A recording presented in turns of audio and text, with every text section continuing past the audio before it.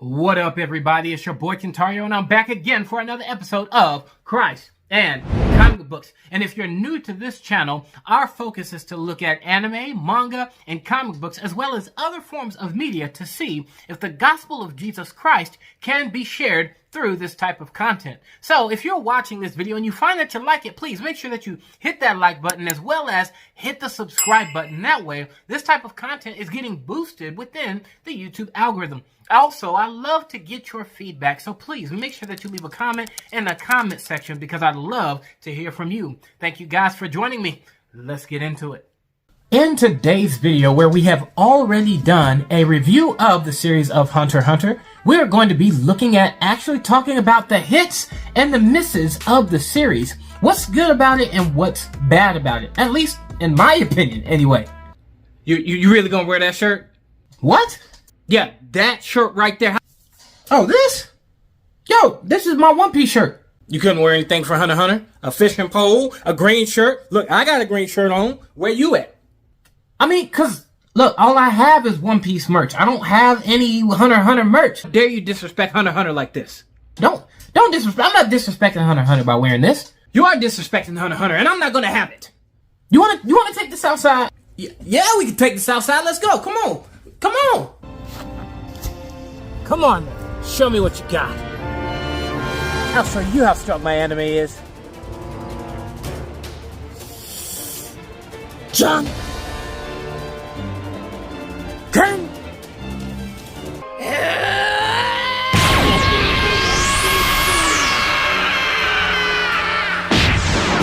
So the first couple of things that I actually want to take the time to discuss are the things that I don't like about HuntXHunter. And initially, that being the way that the story actually began, it kind of, I was bored. What? I was bored starting out this series because nothing was interesting me. And I say that because I was expecting that he would either, one, already know Nen, or two, he was going to be learning about Nen as we went through the Hunter exam. However, now as we went on through this venture, of course, sure, we got introduced to different types of characters, different types of occupations, different types of capabilities, but again, none of this introduced Nen. And it really threw me off and confused me that as you're going through the exam where Nen is a very key and valuable piece to actually being an effective hunter, it didn't make any sense to me why we wouldn't have introduced that then, but instead introduced that later. It seems as though that causes for a lot more losses throughout the series rather than there being, exceptional hunters stepping up to the plate. That, at least again, that's just my opinion.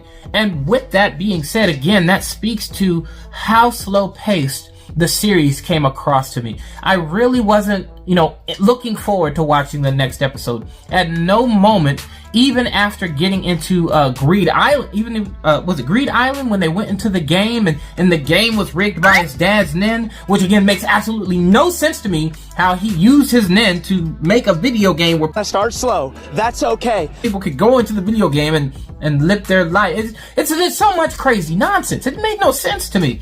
And even then, when we were there, again, yeah, sure, Nen's more involved. They're training their Nen. They're doing different moves now. Introducing different abilities with Nen. Awesome. However, I, again, wasn't looking forward to the next episode. I didn't really get into the series until we got to the Chimera Ant arc.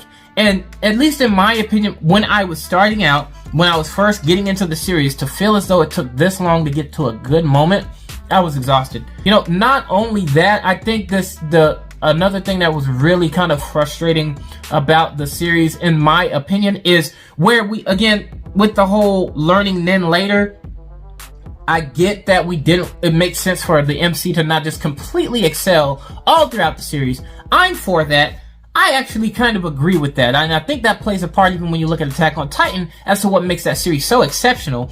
Granted, we have our Jaegerists out there, but you have so many different characters that serve so many different purposes. Like I just watched where Hanji sacrificed her life season 1. No, God! I'm sorry for the spoiler, guys, but I gotta tell you, that was the greatest moment. I can't wait to review this series here on this channel. But man, that moment was absolutely epic.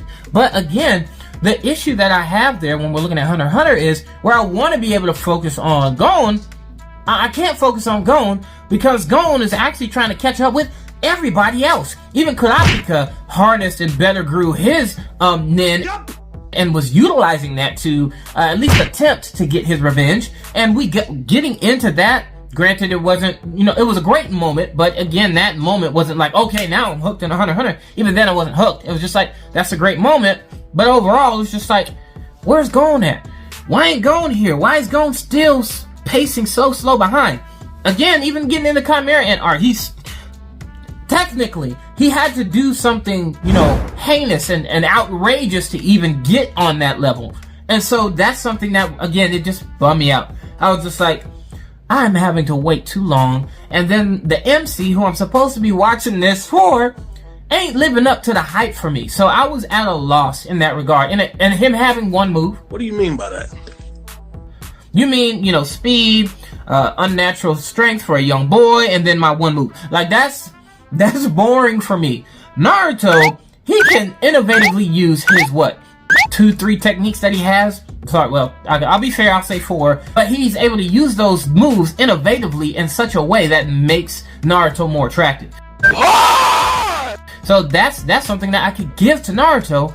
But with the one move that Gon has, I can't give that to Gon. I'm just like, I'm bored. I'm like, I'm watching him for the fight, and of course, all I'm looking for is one move because that's all he has. So it left me wanting more. And again, back to that pacing, bro. That pacing what had your man falling asleep.